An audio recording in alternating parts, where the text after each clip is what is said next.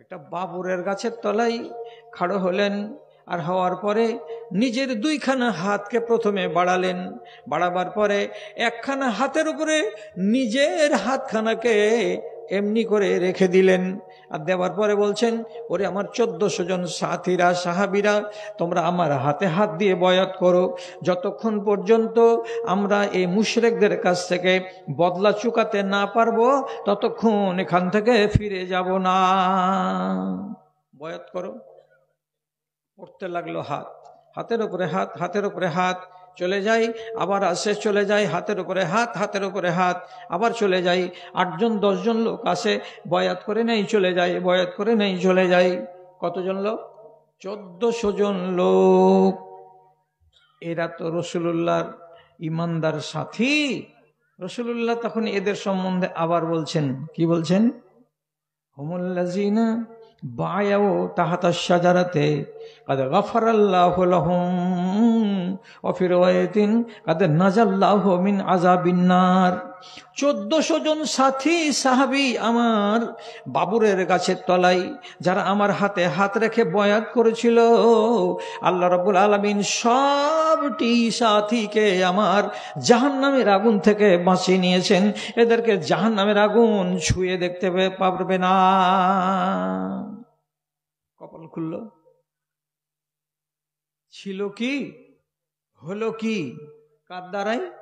কোরআনের দ্বারাই। এদের জন্য রাসূল দোয়াও করলেন। তারপরে এবার শুনেন আপনার কথা। আপনার কথা বলছি এবার। আপনার মানে কি? যাদবপুরের লোকের কথা এবার বলছি। সেটা কি? খেয়াল করুন কথার দিকে। এরা নিজেদেরকে কামিয়াব বানিয়েছে রাসূলুল্লাহর কথাকে মেনে, রাসূলুল্লাহর কথাকে শুনে। তখন রাসূলুল্লাহ এদেরকে বললেন যে তোমরা কামিয়াব এবং তোমরা জান্নাতি। এখন আপনাদের দিকে তাকিয়ে একটা সুন্দর কথা বলি। রাসূলুল্লাহ একদিন কবরস্থানে গেলেন, কবরস্থানে জিয়ারত করে দুয়া পড়ে ফিরে এলেন। আসার পরে তিনি একটু ভারাক্রান্ত মন নিয়ে সাহাবীদেরকে শুনিয়ে বলছেন, কি বলছেন? ওদের তো আন রাইতো ইখওয়ানি ওয়া ফি riwayatin আসদিকাই। আমার মনটা চাইছে, আমার ইচ্ছা করছে যেন আমি আমার ওই বন্ধুগুলোকে দেখতে পাই, যেন আমি আমার দোস্তগুলোকে, আমার হাবিবগুলোকে দেখতে পাই। আমার বন্ধুদেরকে দেখার খুব ইচ্ছা করছে। সাহাবীরা চট করে বলছেন, আওয়াল্লাসনা আসদিকাওকা, আল্লাহ রাসূল আমরা কি আপনার বন্ধু নই? আর কোন বন্ধুকে দেখতে চাইছেন আপনি? তখন রাসূলুল্লাহ বলছেন, আনতুম আসদিকাই, আনতুম আসহাবি, তোমরা আমার সাথী, তোমরা আমার সাহাবী, তোমরা আমার বন্ধু নও। তো বন্ধু কারা? কোনগুলোকে দেখার জন্য আপনি ব্যস্ত আছেন? কোনগুলোকে দেখার জন্য আপনার মনটা পাগল হয়ে আছে? ওরা কারা?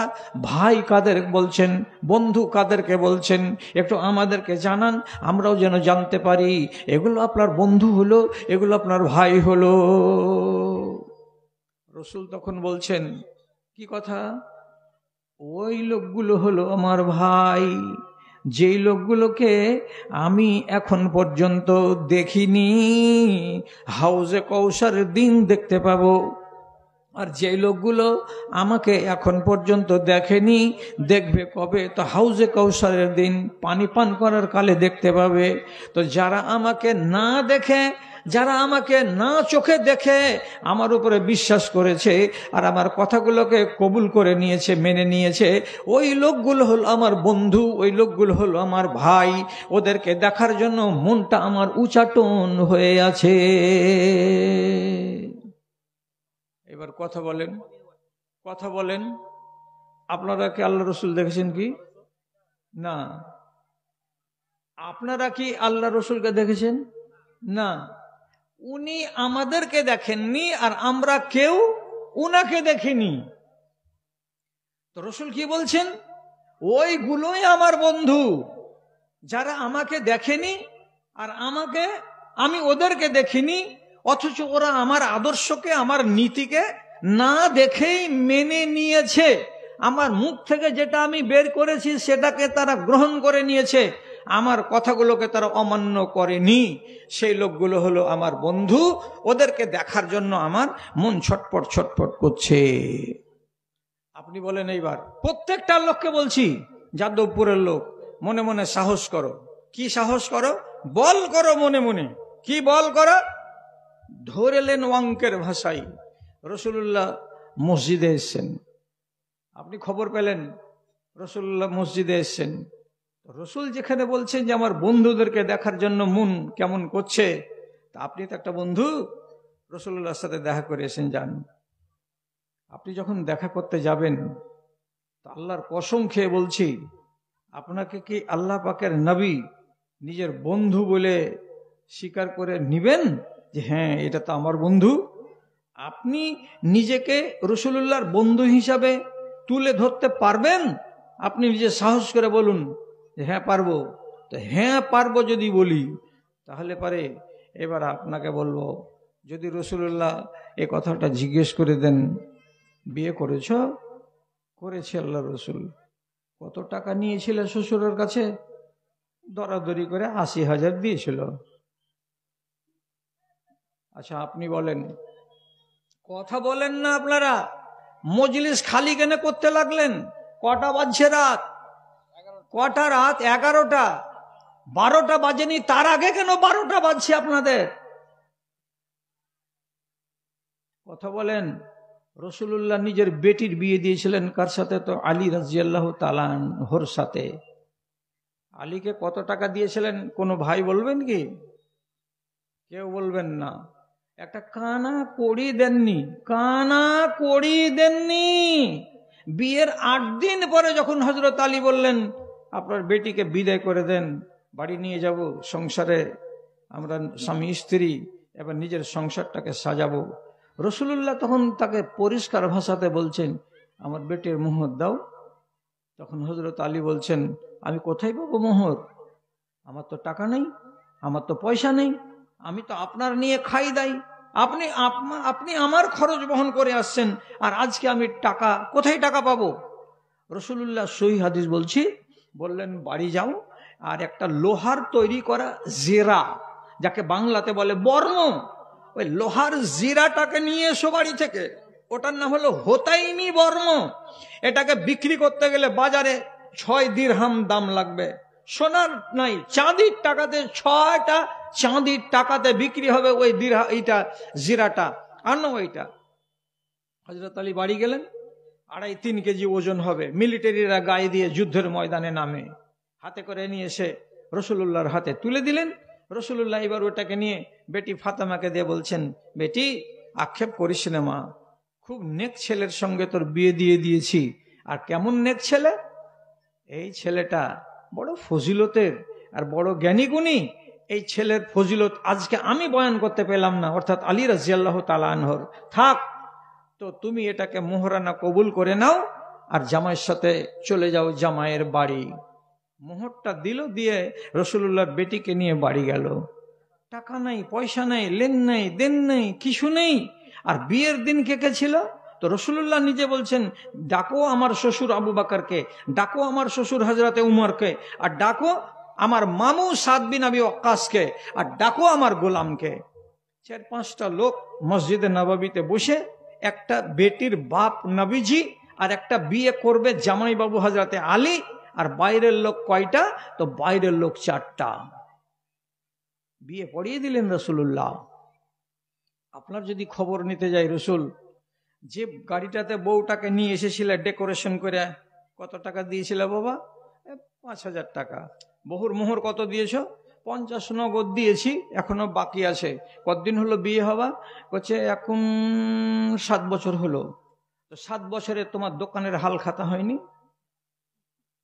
এখনো বাকি পড়ে আছে। সারের দোকানদারের কাছে সার নিয়ে দেখো কত বাকি, কতদিন থই। 6 মাসের পরে হাল খাতাতে যদি টাকা শোধ না করো তো তোমার কলেজাতে হাল চালাবে দোকানদার। আর এই কোন দোকানের মাল তুমি এনেছো যে বাকি ব্যবহার করে চলে যাচ্ছ? তোমাকে হায়া শরম নেই? যদি রসুল্লাহ প্রশ্ন করে দেয়, আপনার মুখটা এরকম নিচু হয়ে যাবে। আমি বন্ধু নই, নাম কেটে যাবে দাদা, বাড়ি যাদবপুর তো। কতটি লোক চেহারাতে দাড়ি রাখেননি, মনে মনে বলছেন দাড়ি রাখতে গেলে চেহারাটা জঞ্জাল জঞ্জাল মনে হয়। আপনার সামনে যদি রসুল্লাহ এখানে আসেন, ধরে নেন কথার কথা, আর আপনি যদি বলেন আমি আল্লাহ পাকের রসুলের বন্ধু হইলাম, দেখা করতে এসেছি, রসুল্লাহ আঙুল তুলে বলবেন আমার সুন্নাতটা কোথায় রেখে এসেছো, যেমনি সুন্নাতের কথা তুলবেন সাথে সাথে বন্ধু থেকে খারিজ হয়ে যাবেন, আপনাকে বন্ধু স্বীকৃতি দেওয়া হবে না। ওই লোকগুলো কোরআনের কথার প্রতি সমর্থন দিল, আর দেওয়ার পরে আল্লাহ পাকের নবী বলছেন 313 জন লোক তোমরা জান্নাতি, এখানে 1400 জন লোক তোমরা জান্নাতি। অন্য হাদিসে নবীজি বলছেন যত আমার সাথী সাহাবী আছে সবাই জান্নাতি, সবাই জান্নাতি। ওরা জান্নাতি হয়ে গেল রসুলের মুখের ভাষায়, আর আপনি তাদের আল্লাহ পাকের নবীর কথাকে এখন পর্যন্ত মানতে পারেননি, এখন পর্যন্ত গ্রহণ করতে পারেননি। আর গ্রহণ যদি করতে না পেরে থাকেন, তাহলে কেমন করে নিজেকে কামিয়াব বলতে পারবেন যে আমি মরার পরে জান্নাতি, আমিও তাদের মতো জান্নাত পাবো? পেরেছেন?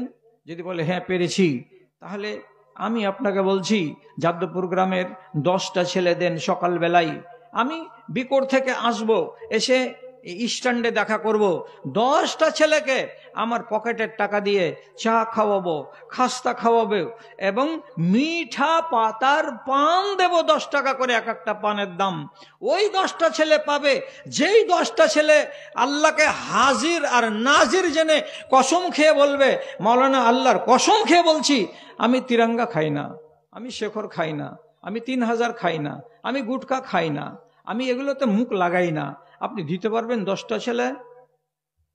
যদি আপনার গ্রামের শতকরা 90টা ছেলে কি হয়, তিরঙ্গা খোর হয়, তো তাহলে রসুল্লাহ যদি বলেন তোর মুখ এমন কেন রে, তুই বন্ধু হইতে এসিস, কপালে জুতা মেরে দেবে না? কি হাদিস শুনালাম সকালবেলায়, আপনিও বলবেন এই ভেজালা মৌলবিটাকে আনিস কেন তোরা, যেগুলো আংটি লাগা কথা বলে। আংটি লাগা কথা নয়, আপনার ইমানের পোস্টমর্টম হচ্ছে। কেন? এখানে তো হাফেজে কোরআন আছেন, উনাদের দিকে দেখেন তো মাথা হিলছে কি হিলে না। রাসূলুল্লাহ যেমন আপনার উপরে দয়াশীল, দয়াবান, আপনার উপরে আর আমার উপরে দয়া কত আছে মায়ের বাচ্চার উপরে আন্দাজ আছে তো? নিজের মা রাগের সময় ছেলেকে ফাটান করে মেরে দেয় এক চড়, আর ছেলে যখন ডুকেরে ডুকেরে কাঁদে, আর কাঁদতে কাঁদতে শেষের বেলা মাই বলে মা মা মা, যখন মা বলে তখন মার কলেজাটা ফেটে যায়। আমার ছেলেকে মান্নুরে চট করে ফের আবার এমনি করে ঘাড়ে তুলে লিয়া চোখ দুটাকে এমনি করে করে মুছে দেয়, চুপ চুপ চুপ চুপ, খিদি বিদি করছিলি তার লেগে মেরেছি, চুপ করে হাত ধন, চুপে যা। যে মায়ের দিল একবার মা, আর সেই মাই ফের আর একবার চুপে যা আমার ধন, আমার কলেজার টুকরা বলে আদর করছে। রাসূলুল্লাহ আপনাকে আদর করেছেন, বড্ড বড্ড আদর করেছেন, দাম দিতে পারবেন না এই সমস্ত কথার। যাদবপুরের লোক শুধু হেফাজত করুন, আল্লাহ আপনাকে বদলা দিবে। আর আমি তো মরার বয়সে 65 বছরে পা দিয়েছি, আল্লাহ তাআলা আমাকে যারা একটু যদি নেকি দিয়ে তো আলহামদুলিল্লাহ আমি পাস। কি বলছি আপনাকে, আল্লাহ পাকের নবী কোরআন মাজিদের একটা আয়াত জানতে পারলেন, যে আয়াতটা পড়ে দোয়া করেছিলেন হযরতে ঈসা আলাইহিস সালাম, আর ওই আয়াতটাকে আল্লাহ তাআলা কোরআনেও দিয়ে দিলেন। কি আয়াত? রাসূলুল্লাহ আজকে জেনে নিলেন কি, ইন তুআযিবহুম ফাইন্নাহুম ইবাদুকা ওয়া ইন তাগফির লাহুম ফাইন্নাকা আনতাল আজিজুল হাকীম। ঈসা নবী দোয়া করেছিলেন, কি বলেছিলেন? হে আল্লাহ রাব্বুল আলামিন, আমার উম্মতিরা একটা ভুল করেছে। কি ভুল করেছে?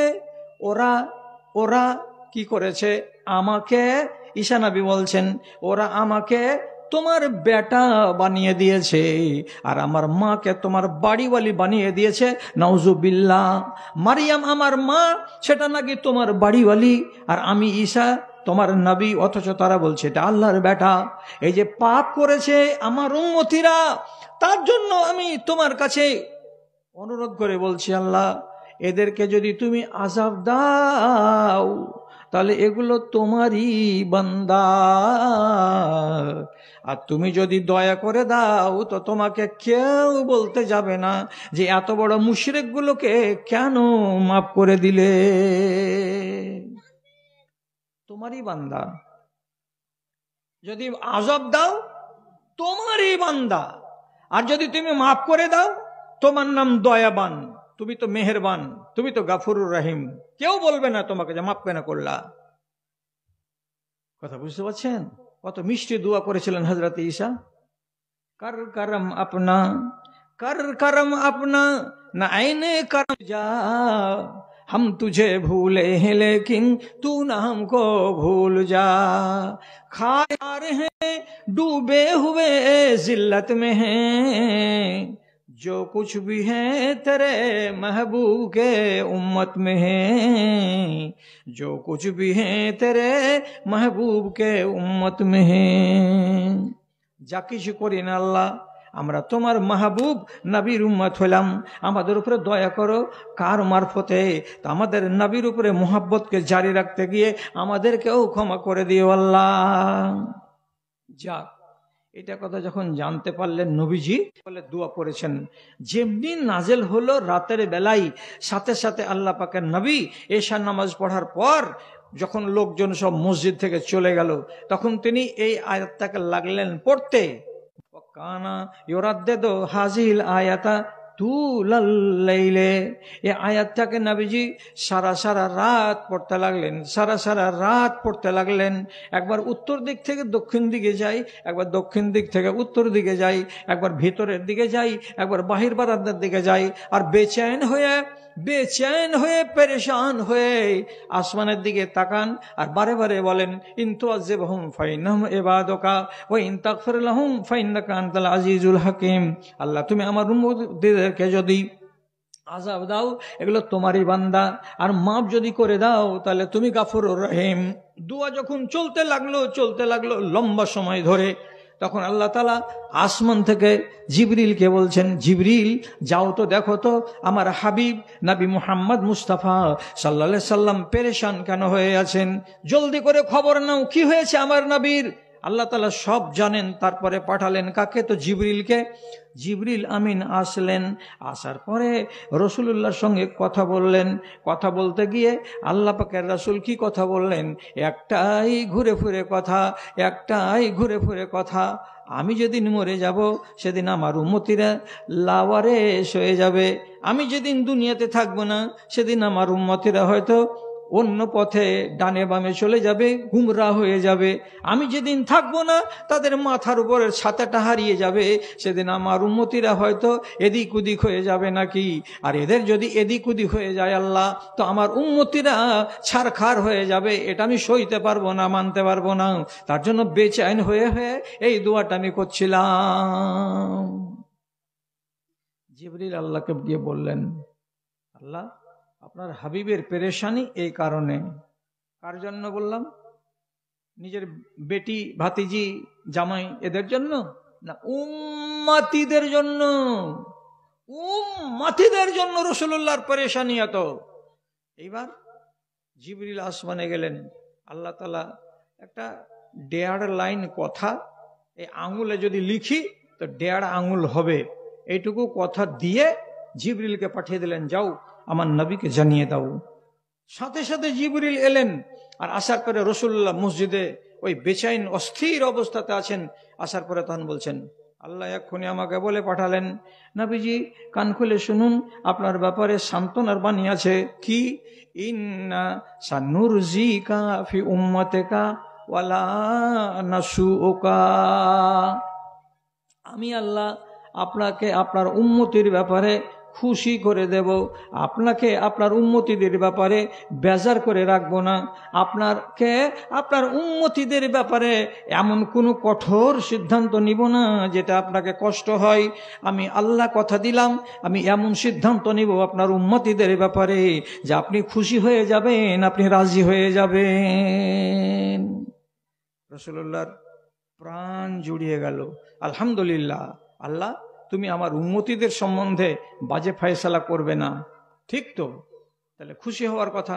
এবার আপনাকে বলছি, যে রাসূল আপনার মুহাব্বতে সারা রাত জাগতে পারেন, সেই রাসূল যদি খেপিয়ে দেন আপনি আমার নবীকে, আপনার নবীকে, তাহলে মা যেমন কলেজার টুকরাকে রেগে গেলে থাপ্পড় মেরে দেয়, দিয়ে রাগ তুলে নেয়, তেমনি রাসূলুল্লাহ বলছেন, আমার ভিতরটাকে যদি তুমি জ্বলাও আর আমারকে যদি তুমি আঁচ দাও, তাহলে আমিও তোমাকে বলে দিচ্ছি একটা কথা। বাড়ি কোথায় তোমাদের? বাড়ি উত্তর দিনাজপুরে যাদবপুর গ্রাম। তোমরা শুনে নাও কথাটা। কি কথা? আল্লাহ রাব্বুল আলামিনের সামনে এই স্পষ্ট ভাষাতে আমি তোমাদের অভিযোগ করব, তোমাদের বিরুদ্ধে অভিযোগ করব আল্লাহর কাছে। কি বলে অভিযোগ করব? ইয়া রাব্বে ইন্না কওমি ইত্তাখাযু হাযাল কুরআনা মাহজুরা। হে আমার মালিক আল্লাহ, আমি যখন মরে গেছিলাম, আমার মরে যাওয়ার পরে 1450 বছর পর আমার উম্মতিগুলো কি করেছিল? কোরআনকে ছেড়ে দিয়েছিল।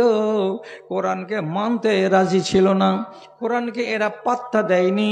কোরআন তাদের বাড়িতে টাকে সাজানো থেকে গেছে। তাদের জুমা মসজিদে ওয়াজ হয়েছে বছরে 52টা।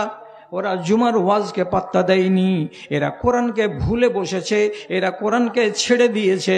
কাজে কোরআনকে ছেড়ে দেওয়ার অপরাধে যা সাজাটা হয় এদের, তুমি তাই সাজা দাও।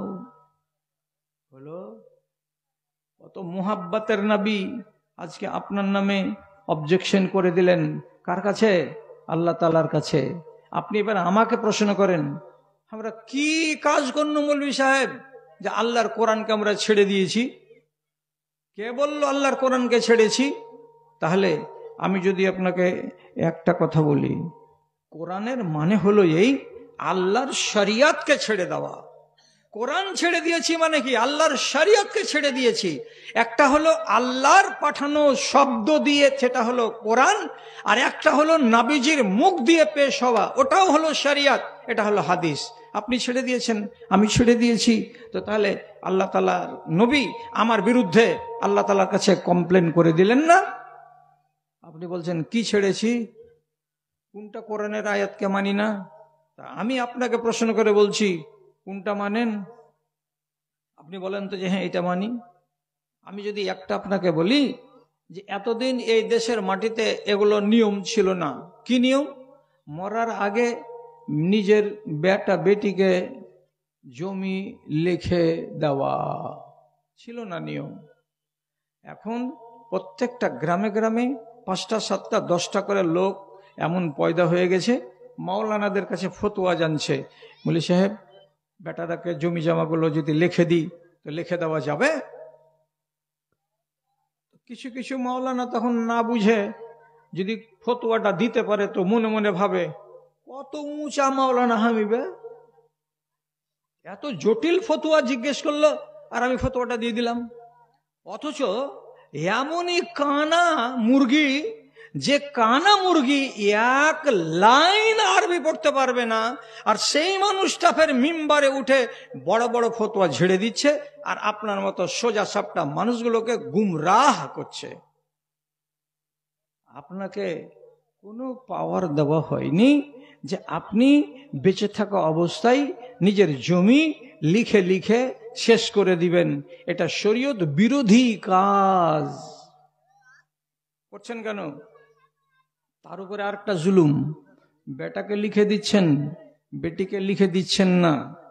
তোরা পাবি 4 বিঘা জমি থুয়েছি, ওইখানে তোরা ফের ভাগযোগ করে নিবি।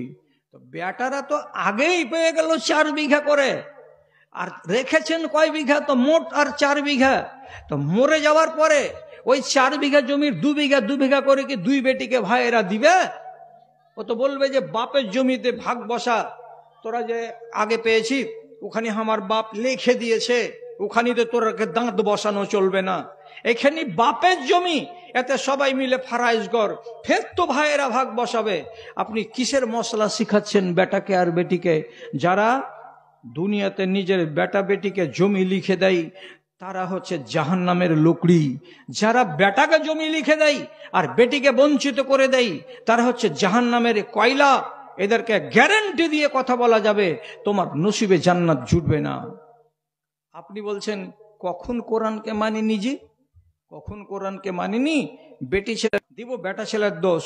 এখানে এত ওয়াজ শোনা লোক আপনারা বসে আছেন, আরো অনেক লোক ছিল, এখানে অনেক যুবক ছেলে ছিল, এখনো হয়তো 2-4-10টা আছে যারা বিয়ে করেনি। এই ছেলেগুলো কি মৌলবীদের কথাগুলো তাদের কানে ঢুকে না? তোমাদের কানে কি সিল ঢুকানো আছে, না সীসা গলিয়ে ভরে দেওয়া আছে? বিয়ে করো। তুমি বিয়ে করতে গেলে তোমার বাপের অনুমতি লাগবে না, বেটা ছেলের জন্য অনুমতি নয়, কিন্তু মেয়ে ছেলেকে তার বাবার অনুমতি অনিবার্য লাগবেই লাগবে। বাপকে যদি ফাঁকি দিয়ে তুমি কাউরি বেটিকে নিয়ে পালিয়ে যাও আর যে কোর্টে বিয়ে করো, আরে কুলাঙ্গার, ওই মেয়েটাকে কি গাল দিতে যাব? আগে তো গাল খাওয়ার যোগ্য হলো তুমি বেটা ছেলেটা। তুমি যে জানো যে বিয়ে হবে না, তো তোমাকে তোমার কোন বাবা বললো যে মেয়েটাকে নিয়ে পালিয়ে যাব, কিশনগঞ্জ কোর্টে রেজিস্ট্রি করে নিব, বাড়িওয়ালি হালাল হয়ে যাবে?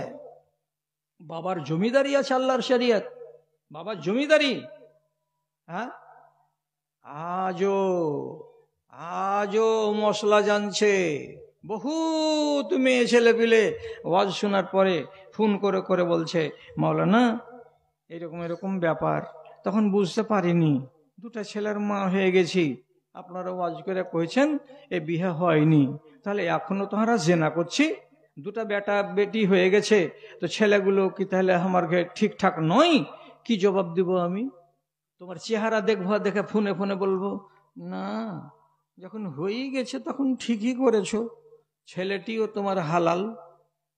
আমাকে যদি তুমি খাল খুঁড়ে দিয়ে আর 2টা লোক নিয়ে এসে বাঁশ নিয়ে খাড়ো হয়ে থাকো যে ফতোয়াকে ঘুরাবি না কবরে ভরবো, কবরে ভরে দিতে গেলেও আমি যেটা সহি মশলা সেটাই বলবো।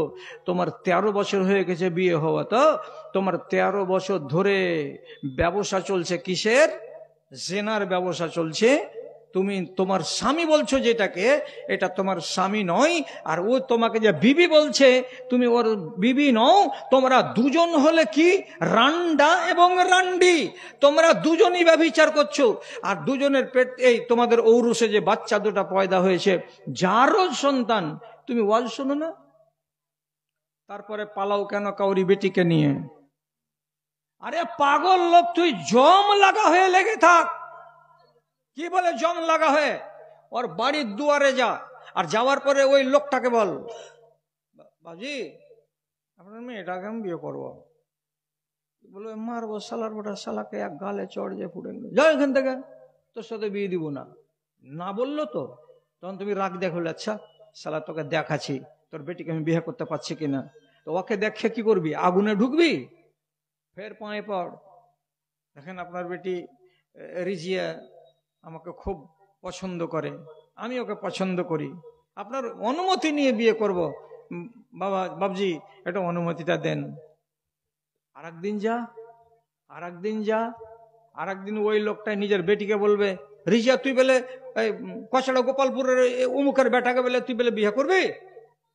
তো বেটি তখন বলবে কি যে কে কইলে তোমাকে? না, যারা ভালোবাসে তারাকে যদি তুমি থানাতে নিয়ে যে রুলার চালাও, একই বলি বলবে। শুধু লাজে কি করবে? তুমি যদি জিজ্ঞেস লক করে মুখ নিচু করে থেকে যাবে। এর মানে কি? হ্যাঁ, বাপ তো বুঝে নিবে যে বেটি ভালোবাসে। তো তাহলে ছোড়াটা যে 3 দিন থেকে ঘুরছে, তো তাহলে আর তো রেহাই নাই। তখন ভেবে চিন্তে বলবে কি করবো রে, যখন বেটিরও ইচ্ছা আর তুইও ঘুরছিস রোজ রোজ, তো যা তোর বাপেরাকে পাঠাগা, বিয়ে হবে না। তুমি যাকে চাইছো সেই মেয়েটার সাথেই বিয়ে হবে। ঢং করতে শিখো, বেশি ঢং করে মেয়েটাকে আগাম নিয়ে পালিয়ে যেও না, জাহান্নামের আগুন কুড়িয়ে বাড়িতে ঢুকায়ও না। তুমি আগুনে জ্বলে জ্বলে জ্বলে জ্বলে কয়লা হয়ে যাবে। এত বড় জেনা করে তোমাকে আল্লাহ তাআলা যে নাজাত দিবে, জীবনে নাজাত পাবে না। তুমি কোরআন মানো। রাসূল যে বলছেন ইত্তাখাযু হাযা, এরা কোরআনকে বুড়ো আঙুল দেখিয়েছিল, এগুলো বুড়ো আঙুল দেখানো নয়। নেশা মানা, কোরআনে 3 জায়গাতে সে নেশা মানা। আপনি কেন নেশা করছেন বাপজি? আপনি যে একটা নামাজ পড়া মানুষ, আপনার কবরে যাওয়ার টাইম হলো, আপনার পকেটে কেন খাইনি ঢুকানো আছে? আর মসজিদে ঢুকছেন নাপাক জিনিসকে মুখে করে, আর মসজিদে ঢুকছেন নাপাক জিনিসকে পকেটে করে, আর নামাজ পড়ে বেরিয়ে আসা মাত্রই লুকিয়ে লুকিয়ে গার কাপড়ের তল থেকে বাহির করে এমনি এমনি করে লুকিয়ে লুকিয়ে কচলেছেন। হায়া শরম লাগে না আপনাদেরকে? কবরে যাওয়ার টাইম হয়ে গেল আর এখনো হারাম ছাড়েননি। সত্য কথা, আলেমদেরকে জিজ্ঞেস করবেন সকালবেলায়, বাড়িতে রাসূলুল্লাহ মেহমান হলেন মদিনা হিজরত করে যাওয়ার পর। আবু আইয়ুব আনসারী দোতলা থেকে দুপুর বেলায় বড় একটা প্লেটে করে রাসূলুল্লাহর জন্য খানা এনে দিলেন। রাসূল খাবেন বলে দস্তরখানে বসেছেন, হাতখানাকে ধুয়ে নিয়ে বিসমিল্লাহ বলে রাসূলুল্লাহ এক টুকরা দানা ওখান থেকে নিয়ে এমনি করে লোকমাটাকে মুখে দিতে যাচ্ছেন।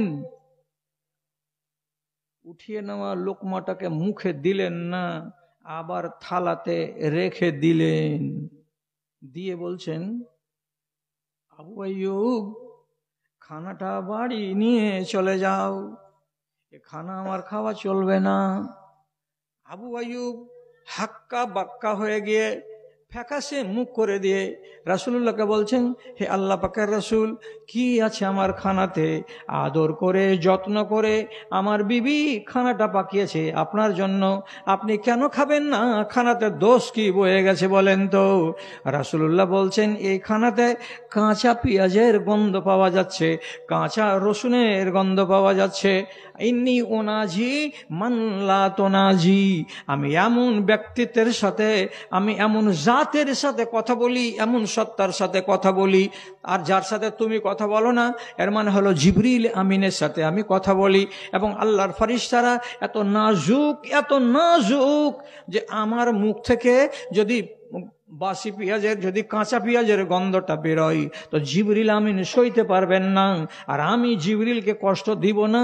তার জন্য বলছি খানাটাকে সরিয়ে দাও, যে খানাতে কাঁচা পেঁয়াজ নাই, কাঁচা রসুন দেওয়া নাই, সে খানা আমাকে এনে দাও, সেটাই আমি খাবো। রাসূলুল্লাহ খানা ফিরিয়ে দিলেন। সাথে সাথে আবু আইয়ুব আনসারী রাসূলুল্লাহকে ভালোবাসতে গিয়ে বলছেন, হে আল্লাহ পাকের রাসূল, যে জিনিসটাকে আপনি জীবনের মতো নিজের উপরে হারাম করে রেখেছেন, কাঁচা পেঁয়াজ খাবেন না, কাঁচা রসুন খাবেন না, অথচ আমি তো নবী নই, আমার কাছে তো জিবরিল আসে না, আমার কাছে তো কোনো সমস্যা নাই, তথাপি আপনাকে ভালোবাসা দেখাতে গিয়ে আমিও কসম খেয়ে বলছি, যতদিন দুনিয়াতে বাঁচবো ততদিন কাঁচা পেঁয়াজে মুখ লাগাবো না, কাঁচা রসুন আমার থালিতে আমি উঠাবো না। আমি আপনাকে ভালোবাসতে গিয়ে নিজের উপরে হারাম। কতটা ভালোবাসা ছিল? আপনার কি ভালোবাসা? এতটুকু ওয়াজ শোনার পরে এখন পর্যন্ত যদি আমার কওম খৈনি ছাড়তে না পেরে থাকে, তিরঙ্গা ছাড়তে না পেরে থাকে, তাহলে কি বারের দিন ছাড়বে তুমি? আল্লাহ হেফাজত করে তোমার। এই কথা আর আমি বলবো না। আমি শুধু একটা কথা বলছি, আপনারা ফের রাগ করিয়েন না কথাটাতে। কথাটা কি বলছি? চরিত্রটা হলো আপনাদের কেমন, তো দুয়ানা মিলে যাচ্ছে আবুল আহাবের চরিত্রের সাথে। কথা বলেন, আবুল আহাব ভালো মানুষ না মন্দ মানুষ? এই লালগার কাপড় মাফলার, কথা বলেন। আবুল আহাব ভালো মানুষ খারাপ মানুষ? আবুল আহাবের নামে তো বদদুয়া দিয়ে কোরআনে সূরা নাযিল হয়েছে। সূরাটা কোনটা? সূরা লাহাব। কি ভালো মানুষ? অথচ এর বদ চরিত্রের সাথে আমাদের চরিত্র ইয়াকানা মিলে যাচ্ছে। কেন মিলবে? আপনি বলবেন কেমন করে মিললো জিমুল সাহেব? রাসূলুল্লাহ ওকাজের মেলাতে ভিড় লাগতো সেই যুগে। তো প্রথম যখন তিনি নবী হলেন, কোরআন আসতে লাগলো, তখন তিনি মক্কা পাচ্ছেন না, তখন মনে